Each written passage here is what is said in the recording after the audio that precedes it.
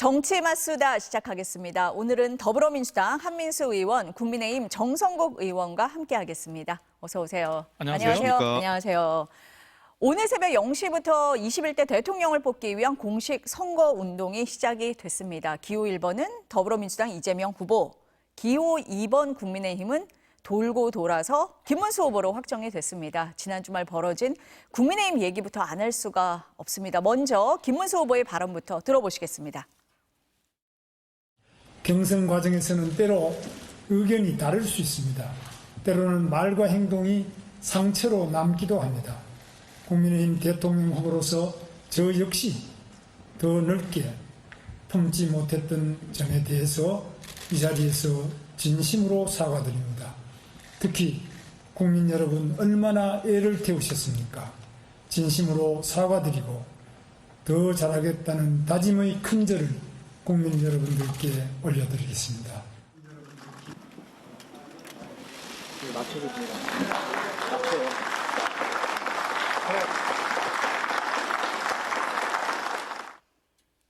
네, 국민의힘 의총에서 김문수 후보가 큰 절을 하는 모습까지 보셨습니다. 토요일 새벽이었습니다. 자고 일어나서 깜짝 놀라신 분들 많으실 것 같아요. 당 지도부에 후보 교체 시도가 있었고 결국은 당원 투표로 부결이 됐습니다. 먼저 정 의원님 이 상황 어떻게 보셨습니까? 네. 오늘 저에게 먼저 질문할 줄 알았습니다.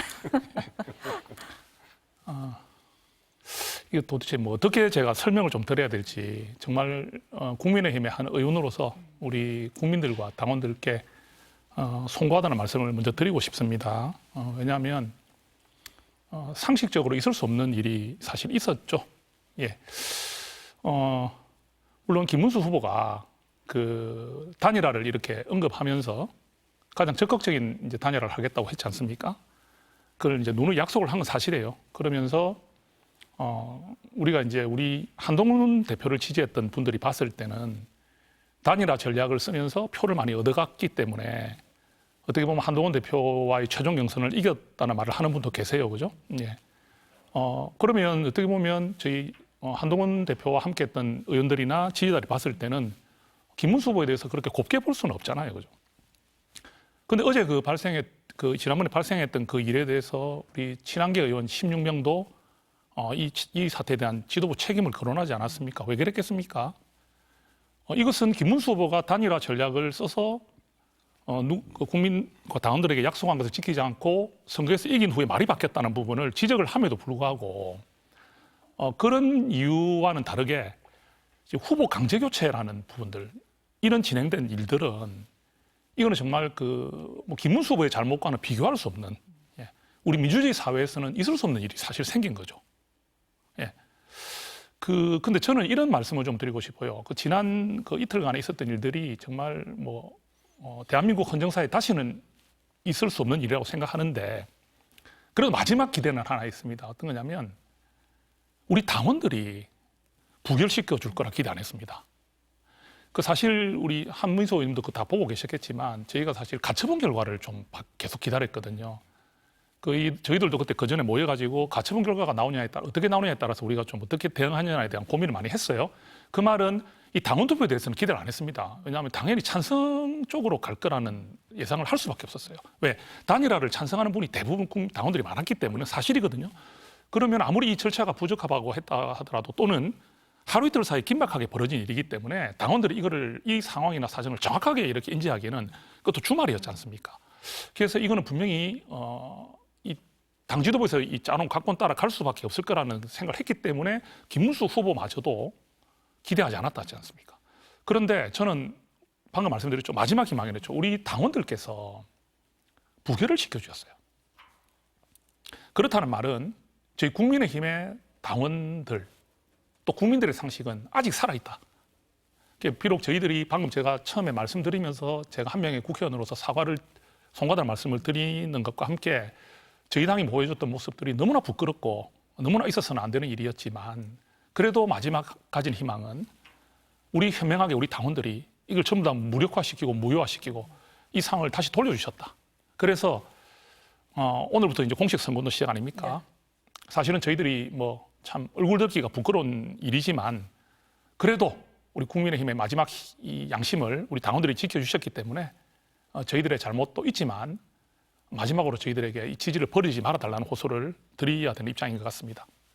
한 의원님은 어떻게 보셨어요? 지난 이틀간의 상황. 좀 전에 김문수 후보가 국민들이 애를 태웠다고 하는데 그렇지 않고요. 절대다수의 국민들은 우라통이 터지고 좀 자괴감 같은 게 생기더라고요. 저도요. 정치하는 사람으로서. 저런 일까지 벌일 수 있나? 그런 생각이 들었고 애를 태운 사람은 딱 한 명, 뭐 김문수 후보는 애를 태울 수도 있을 것 같아요. 돈도 많이 썼다고 하고 후보를 박탈당해 생겼으니까. 그런 것 같은데 저는 이번 사태죠. 사태를 겪어보면서 윤석열 정권 처음부터 끝까지 지금까지도 저는 정말 6월 3일 조기 대선으로 압도적으로 정권이 교체되지 않으면 우리 국민들이 이렇게 놀랄 만한 일들이 또 있지 않을까 이런 우려가 됩니다. 정말 저들이 만반의 준비를 다 하고 있는데도 그렇지 않습니까? 윤석열 대통령 취임하자마자 어떠한 설명도 없어요. 그냥 바로 집무실을 용산으로 갑니다. 그러면서 지금 얼마나 많은 예산이 낭비됐습니까? 수백억 수천억 원입니다. 안보에 구멍이 뚫리고 그리고 그 안에서 벌어졌던 관저 이전 비용 무슨 뭐 그 사무실 어떻게 옮기고 하는 거 다 수익이 아닙니까? 그거 아마 특검하면은 어마어마한 좀 비리가 드러날 거라고 봐요. 그 뒤에도 무슨 일인지 모르는 상황이 많이 벌어졌습니다. 바이든 날리면 발언도 그렇고 무속에 계속되는 무속 논란도 그렇고 그러다가 결국에 저는 활용점점 좋은 의미는 아닙니다만 결정적으로 결정타가 저는 12월 3일 지난해 친위 쿠데타라고 생각합니다. 그거라고 생각을 했거든요. 이걸로 정말 윤석열 정권은 끝도 나고 우리 대한민국이 이걸 못 막아냈다면 큰일 날 뻔했겠다 했는데 그 이후에도 상상할 수 없는 일이 계속 생겨요. 갑작스럽게 그 장성들은 다 구속돼 있는데 내란 혐의로 내란 우두머리 피의자는 오늘도 보셨지 않습니까? 그냥 또 당당하게 걸어갑니다. 물론 뭐 구치소에 있어도 저렇게 걸어갈 수 있겠습니다만 구속 취소에 풀어내놨지요. 5월 1일 날 무슨 일이 있었습니까? 조희대 대법원장에 정말 희대의 난이 있지 않았습니까? 우리 국민들이 있을 수 없는 상식적이지 않은 일들이 계속 벌어졌는데 저는 이러다 보니까 우리 정 의원님은 아니십니다만은 그 친윤이라고 하는 의원들, 지도부 이런 분들이 민주주의를 무너뜨려 놓고 정당 민주주의에 훼손시키는 거에 대해서는 크게 생각을 안 하는 것 같아요. 만약에 본인들이 정치인으로서 국민들의 선택을 받은 정말 헌법도 지키고 법률도 지키고 민주주의를 수호한다는 어떤 사명감이 있다면은 저는 이렇게 못하죠. 김문수 후보가 약속을 어겼다 하더라도 그걸 정치적으로 풀어내고 설득을 하든 아니면 안 되면 포기를 해야 되는 거지. 이거를 강제로 후보를 강탈하는 쿠데타 아닙니까? 감행했잖아요. 다만 우리 정 의원님은 이제 그 국민의힘의 당원들께서 마지막에 현명한 선택을 하셨다고 하는데 저는 그 사실이 내용이 맞다면 현명한 선택이라고 봅니다. 그래도 당원들이 국힘 당원들이. 근데 저는 그 내용이 공개되지 않으면 좀 다른 억측도 나올 수 있겠다는 생각이 들어요. 왜냐하면 오늘 한 보도가 보셨을 겁니다. 보도가 됐어요. 한 유력 매체에서 당시 그 가처분이 그 후보 박탈한 거에 대한 가처분 되지 않았습니까? 김문수 후보가. 그 법원에서 인용했다는 거 아닙니까? 그 보도에 따르면 인용됐다는 거예요. 왜냐하면 송달 집행 과정이 있었다는 겁니다. 그 얼마를 돈을 준비하라까지 김문수 후보 측에 전달했다는 거예요. 그 상황에서 이제 뭐 어떤 김문수 후보 측과 당 지도부와 어떤 교감이 있었다는 게 그 기사의 내용입니다. 그렇다면 저는 밝혀졌으면 좋겠어요. 정말로 국민의힘 당원들께서 현명을 판단을 해서 뭐 근소한 차이라고 하니까 정 안 되면 우리 정 의원님처럼 국회의원들만 모아놓고라도 공개되는 거 아닙니까? 지금 모르잖아요. 그렇지 않습니까? 그리고 법원 쪽에서는 가처분이 사실상 인용됐다는 얘기들이 지금 보도가 되고 있고 그렇기 때문에 그 진위도 저는 좀 밝혀지지 해야 되지 않겠나 는 생각을 좀 해봅니다. 그 부분에 대해서는 뭐 저희가 아직 확인할 수는 저도 뭐 없는 언론 보도 부분이니까요. 내용을 말씀드린 거니까. 뭐 당내에서 또 얘기가 있을 걸로 이렇게 생각이 됩니다. 김문수 후보 외에 또 다른 한 사람 한덕수 전 총리잖아요. 토요일 새벽에 뭐 기습적으로라는 표현을 써도 될 것 같습니다. 예. 새벽 3시에 국민의힘에 입당을 하고 대선 후보가 되려고 했습니다. 대선 출마 9일 만에 좌절이 된 건데요. 이 행보는 어떻게 보십니까? 저는 경선 과정 중에 한덕수 총리께서 원안대에서 출마한다는 이야기가 나올 때부터 저는 이 자리에서도 코미디 같은 일이라는 말씀을 드렸던 기억이 납니다. 그죠? 경선을 희화화하고 공정한 경선을 해치고 이런 일은 벌어져서는 안 된다는 말씀드렸죠. 저는 한덕수 우리 권한대행을 떠올리면 딱 세 가지 단어가 생각이 나요. 무임승차, 새치기, 꽃가마. 한나라의 대통령을 하겠다는 의지를 가진 분이 이런 소리를 들어가면서 굳이 나와야 될 이유가 뭐가 있었을까요? 예. 그렇게 이제 공직 생활을 마무리하는 한나라의 대통령 권한대행까지 맡으셨던 분이 그런 비난을 감수하면서 또는 그런 비난을 걱정을 했을 것 같은데도 불구하고 나왔다는 것은 이게 과연 본인만의 의지인가? 이게 본인만의 의지라고 보기에는 지금 뭐 증거가 없다는 거지. 우리가 뭐 검사가 아니기 때문에 뭐 증거를 잡을 수 있는 것도 아니고 이 정황들이 정말 이해할 수 없는 일들이 많이 벌어졌거든요. 그래서 이 한덕수 우리 권한대행은 이 9.1천하라고 합니까? 이 짧은 기간 동안에 50년 가까이 쌓아온 그 명성을 많이 이제 잃어버리셨다. 예, 잃어버리셨고, 그래서 국민들께 비춰지는 마지막 모습이 어떨지에 대해서 정말 진심으로 걱정을 하셨다면 뭐 이런 식으로 하지 않으셨을 것 같은데 너무나 안타깝고 앞으로 이게 많은 앞으로 정치인들, 앞으로 우리 정치 세계에서 많은 이야기거리가 될 것 같아요. 예, 이런 순간을 맞이할 때 어떤 비참한 최후를 맞았는지에 대한 이야기들이 나오면 앞으로 이런 정치하려는 사람들이 없지 않겠습니까? 사실은 한덕수 권한대행이 이렇게 출마를 하겠다고 저울질하고 우리 경선판을 흔들 때 만약 그런 일이 없이 한동훈 전 대표와 김문수 후보 간의 극적인 어떤 그 경선 경쟁이 되어서 경선의 시너지 효과가 올라가고 정말 박수받는 경쟁이 되었다면 지금보다는 훨씬 더 저는 아마 민주당이 긴장했을 것 같습니다. 너무나 안타깝습니다. 어떻게 보셨어요, 의원님? 정말 비상식적이죠. 이 얘기 마찬가지로. 왜냐하면 본인이 3년 동안 뭐 2년 반 좀 넘겠군요. 그동안 모셨던 정말 같이 호흡을 맞췄던 대통령이 정말 위헌적인 계엄을 일으켰습니다. 그리고 내란 우두머리 피해자가 되어 있습니다. 그런데 거기에서 총리를 했던 분이 대통령이 되겠다. 그 대통령이 윤석열 전 대통령이 파면당해서 생긴 선거가 이번 6.3 조기 대선입니다. 그런데 거기에 자기가 모셨던 대통령이 파면됐으니까 그 자리를 총리 내가 대신하겠다. 말이 안 되는 거죠. 그리고 이분이 대행할 때도 헌법재판관 임명 보류를 비롯해가지고 여러 가지 유연적인 상황이 있었습니다. 그럴 때 우리 야당들이 탄핵을 해야 되겠다. 뭐 실제 탄핵도 한번 했었지요. 그런 얘기하면은 국정을 안정적으로 관리해야 되는 권한대행을 어떻게 흔들어대느냐. 이런 궤변을 했었습니다. 그런데 이분이 선거를 제대로 관리하고 정말 자기가 통상 전문가라면 미국의 통상 압력을 이겨내고 외교안보를 챙겨야 될 거 아닙니까? 그런데 본인이 이걸 다 내팽개치고 대통령 하겠다고 나온 겁니다. 저는 그래서 아까 우리 정 의원님도 세자로 얘기했으니까 저도 세자로 일전함을 했습니다만 저는 한덕수 총리는 무자격, 무능력, 무책임한 사람입니다. 정말 능력이 없고 자격도 없는 사람이에요. 근데 나왔단 말이죠. 그러면 많이 볼 때는 본인의 사리사욕이 크겠죠. 하지만 정 의원님 말씀대로 저도 좀 의심스러워요. 한덕수 총리의 본인 개인 생각인가?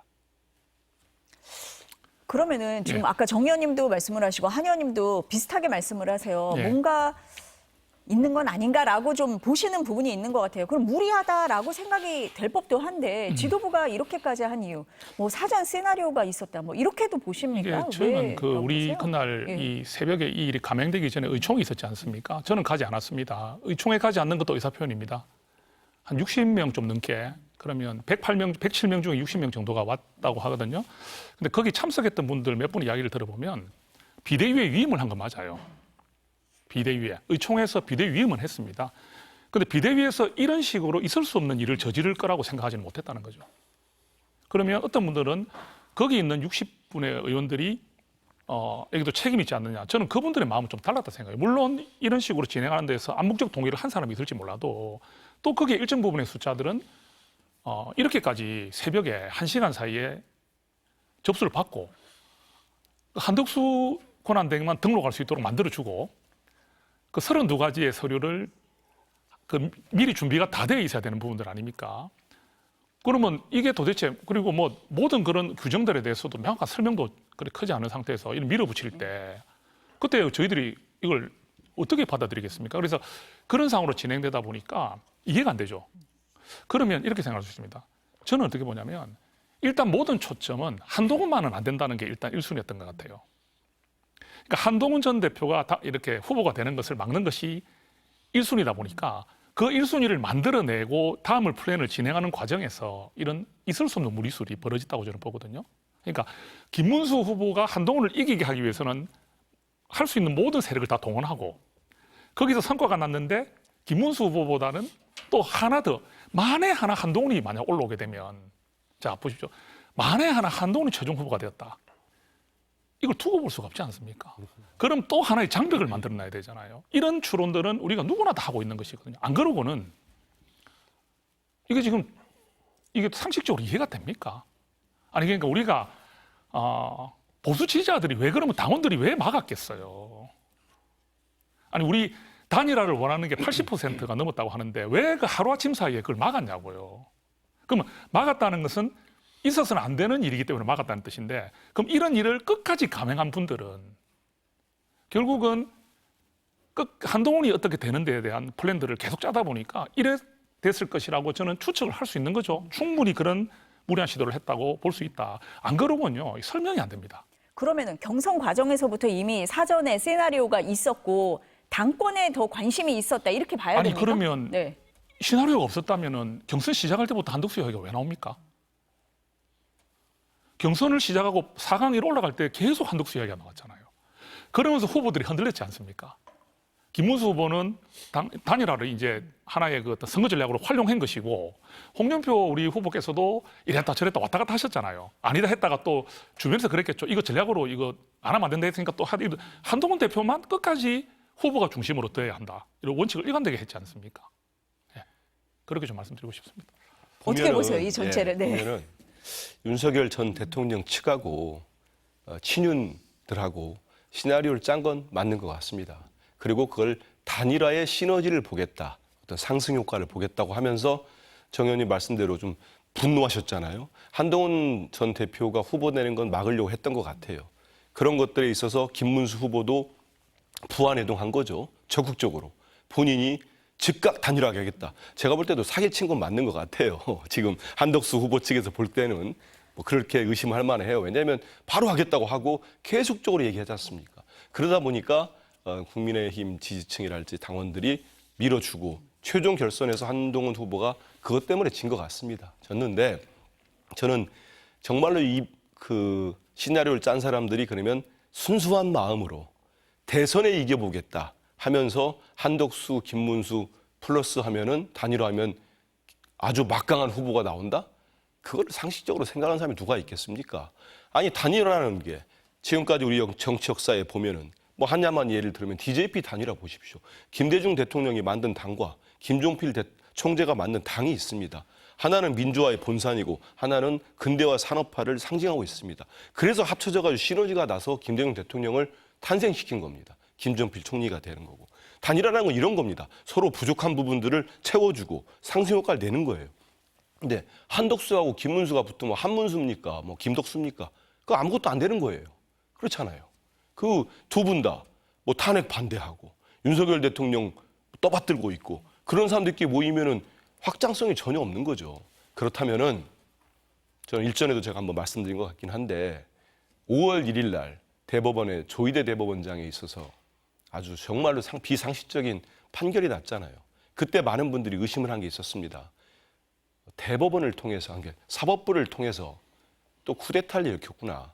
그건 뭐냐면 가장 강력한 대선 후보이고 저희들은 이재명 후보를 잃으면은 민주당은 후보를 낼 수가 없습니다. 선거운동 시작해가지고. 그렇지 않습니까? 파기환송했잖아요. 유조 취재로. 그래서 이재명 후보, 민주당의 후보를 없애고 한덕수 후보는 당시에 이제 그때쯤 되면 단일화가 돼 있었겠죠. 원래 계획대로 한다면. 그러다 보니까 후보 강탈, 쿠데타까지 일으킨 거 아닙니까? 그렇게 비상식적으로. 그래서 한덕수가 후보가 되고 그러면 1번 후보가 없는데 2번 후보가 당선되지 않겠습니까? 그 이후에 윤석열 전 대통령은 무죄로 석방한다. 아니면 공소를 취하한다. 이런 시나리오가 제법 설득력 있게 돌아다녔습니다. 근데 일단 깨졌어요. 그 대법원이 결국 우리 국민들의 힘에 의해서 고등법원이 대선 이후로 재판을 미루지 않았습니까? 그러면 남은 건 딱 하나지요. 한덕수를 끝까지 버텼다고 한다면 당원들 투표해서 이겼다고 한다면 대선에 지더라도 그 이유를 생각했을 겁니다. 한덕수 총리 개인 입장에서는 내란 연루됐다는 의혹들이 있잖아요. 나가야 어떤 수사가 오면은 대선 후보기 때문에 정권에 대한 탄압이다 이런 논리를 내세울 수가 있는 거예요. 그것보다도 당을 또 접수를 하면은 우리 한동훈 대표한테는 절대 주지 않겠죠. 국민의힘을 장악하면은 강력한 야당으로서 윤석열 대통령 방어하고 윤석열 전 대통령 그리고 친윤들이 다시 한번 권력을 쥐고 또 흔들어 대려고 했지 않았나 이런 생각이 듭니다. 어쨌든 이제 한덕수 후보를 만들려고 했던 당 지도부 권영세 비대위원장은 사퇴를 했는데 권성동 원내대표는 지금 그대로 공동 선대위원장이 됐거든요. 네, 권성동 원내대표도 책임지고 물러나야 한다 이런 목소리가 큽니다. 홍준표 전 대구시장 정계 은퇴해라 이렇게 얘기를 했고 한동훈 전 대표는 친윤 쿠데타 세력에게 책임을 물어야 한다 이렇게 얘기를 했는데 당내 통합이 되겠습니까? 정 의원님은 어떻게 보세요? 어제부터 저희들 뭐 계속 지금 친한계가 지금 그 의원들이라고 하죠. 그 권성동 원내대표 원내 지도부 사퇴라는 거 했고요. 그리고 계속 그런 요구를 이제 하다가 어떤 일이 아시다시피 이제 김문수 후보께서 지금은 후보 중심으로 돌아가지 않습니까? 후보께서 이제 어제 오후인가 이제 그런 뜻을 밝힌 것 같습니다. 권성동 원내대표를 바꿀 수는 없다는 지금 와서 원내대표를 바꾸기는 그렇다 이런 말로 하시면서 후보께서 그런 반응을 보이셨어요. 물론 그날 어제 오전까지만 해도 그 제가 좀 들리는 말로는 권성동 원내대표 함께 갈 수 없다는 이야기들이 좀 있었는 걸 알고 있는데 오후에 이제 그 부분이 바뀌었더라고요. 그래도 저희는 그 일단 후보가 지금 뜻을 저렇게 명확하게 밝혔기 때문에 지금 그 책임이 없다는 게 아니지 않습니까? 권성동 원내대표를 비롯한 원내지도부의 책임이 없는 것이 아니라 이 책임은 결국 때가 되면 물어야 되겠죠. 문제는 지금은 22일밖에 안 남은 선거 기간에 누구를 이제 이렇게 책임을 묻고 물러나게 하고 이래서 우리가 이 한 명이라도 더 모아야 되는 이 상황에서 어쩔 수 없이 저렇게 하신 것 같아요. 예. 근데 그럼 저게 과연 그 면죄부를 준 것이냐? 아무도 그렇게 생각하지 않겠죠. 예. 왜냐하면 그 뭐 김문수 후보와 있는 그 캠프에 있는 분들이라 해서 지금 뭐 이 가슴에 끓는 마음이 없겠습니까? 그런데 지금은 아까 제가 말씀드린 대로 그런 우리 상황이 있기 때문에 어쩔 수 없이 그랬다 생각하고요.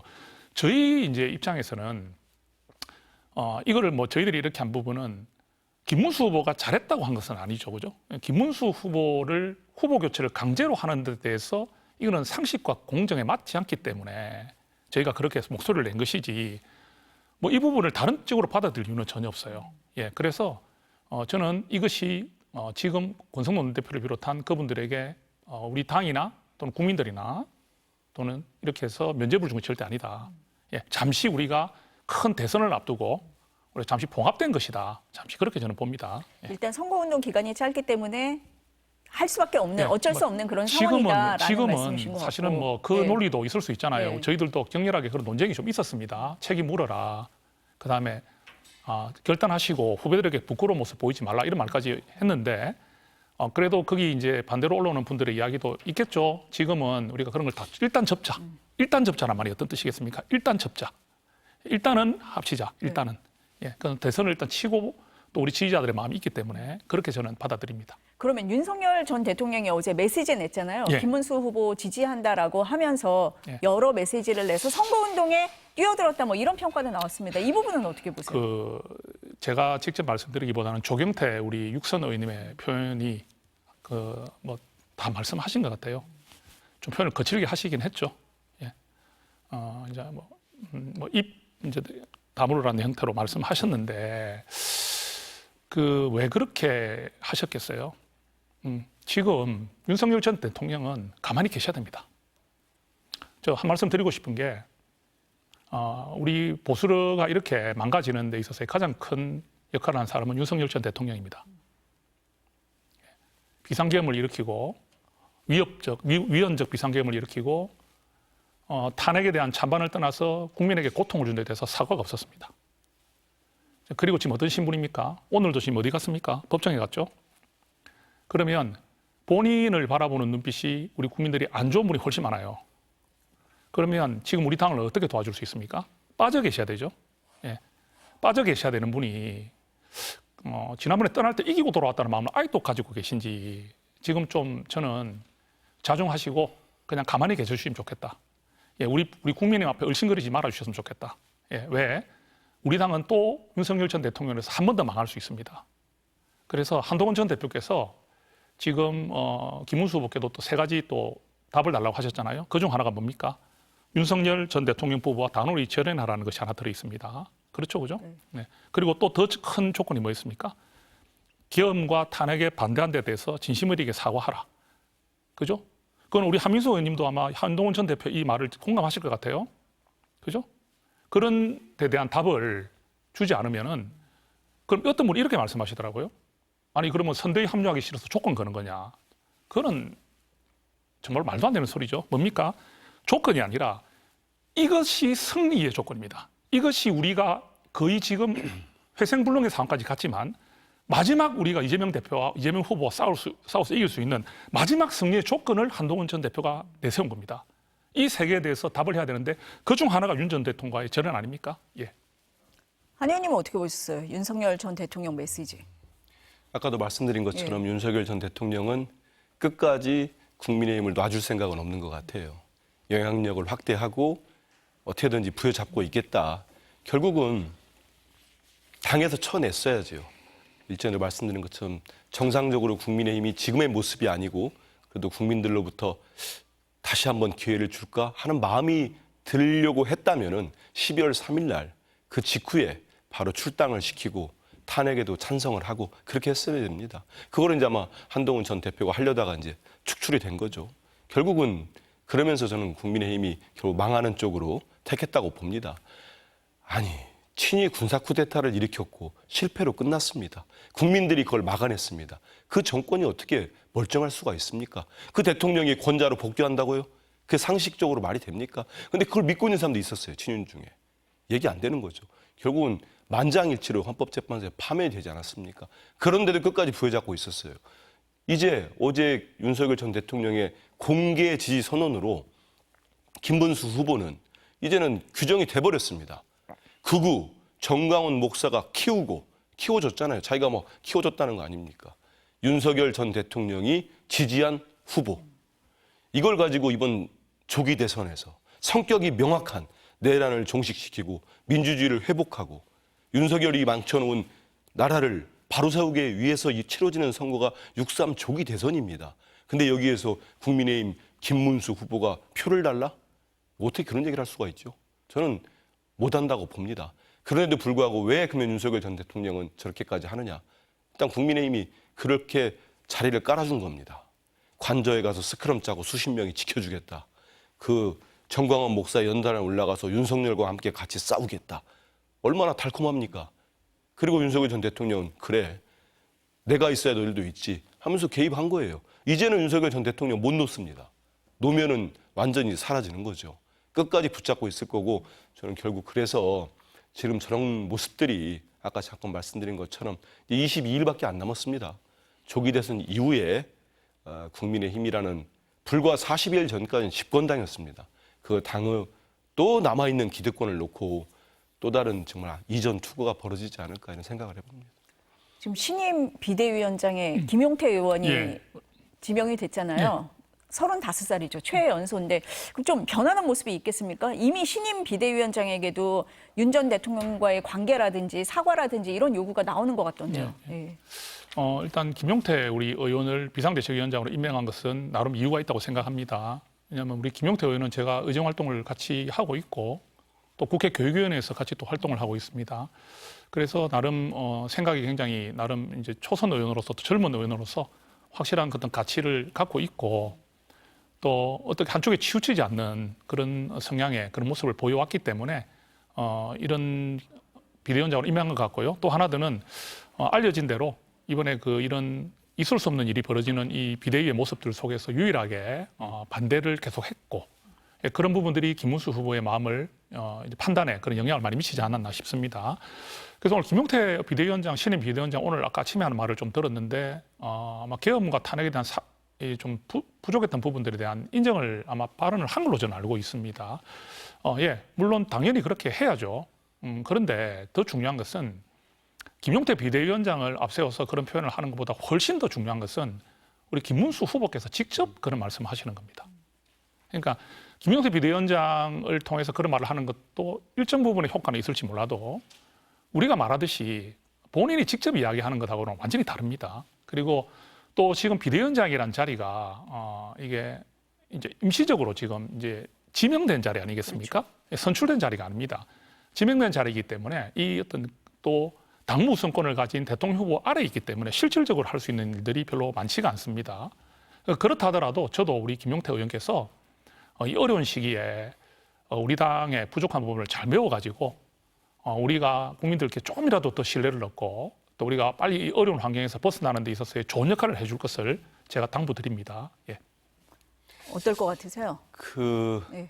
임명 배경에는 제가 추정해 보건대도 이번에 후보 교체 과정에서 정말 무자벽이 이루어졌죠. 그 과정에서 비대위원으로서 김용태 의원이 반대했잖아요. 계속 반대했죠. 그렇죠. 그 김문수 후보 입장에서는 고마움이 있을 거라고 봅니다. 그리고 나이도 젊고 또 이미지도 아주 그 좀 친윤 의원들과는 좀 다르게 좀 신선한 이미지도 있습니다. 젊기도 하고 좀 제가 방송에서도 가끔 봤을 때도 보면은 좀 합리성도 가지고 있어요.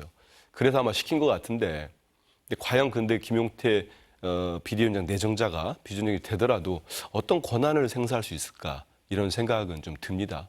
말씀하신 대로 저는 국민의힘이 지금의 스탠스를 가지고 하면은 김문수 후보의 확장성은 거의 없다고 봐요. 왜냐하면 제가 말씀드린 윤석열 전 대통령, 김문수 후보, 정광훈 목사 거의 내란 패밀리로 묶여버리는 겁니다. 어떤 중도층이 표를 줄 수가 없습니다. 그리고 합리적 보수도 선뜻 표를 행사하기 힘들어요. 차라리 투표장에 안 가시겠죠. 만약에 우리 1번 후보를 지지하지 못하겠다고 한다면 투표권을 기권하더라도 찍기는 쉽지 않을 겁니다. 그런 상황에서 그러면 김용태 비대위원장이 정말 결기 있게 22일밖에 안 남았지만 본인의 결단으로 윤석열 대통령 출당시키겠다. 그걸 받아들일 수 있을까요? 김문수 후보가. 받아들인다면은 또 다른 양상이 펼쳐지겠지만 그러면 또 전통적인 국힘 지지층이 다 이탈을 하겠죠. 그래서 그러기는 쉽지 않을 것 같고 오늘 이제 내정되면서 나오는 얘기들 보면은 그렇게까지 안 할 것 같아요.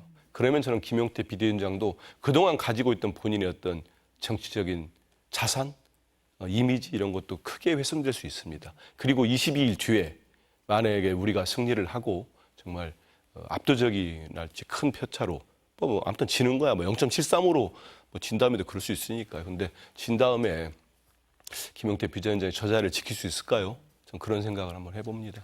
오늘 첫날이니까 좀 지켜보도록 그럼요. 하시죠. 너무 덕담도 박하게 좀 드려야 되겠죠. 평가를 하지 마시고. 앞서서 말씀드렸지만 이제 오늘부터 공식 선거운동이 시작이 됐습니다. 7명이 후보 등록을 했는데요. 주요 후보가 이재명 후보, 김문수 후보, 이준석 후보 이렇게 축약할 수 있을 것 같습니다. 오늘 발언 들어보시겠습니다.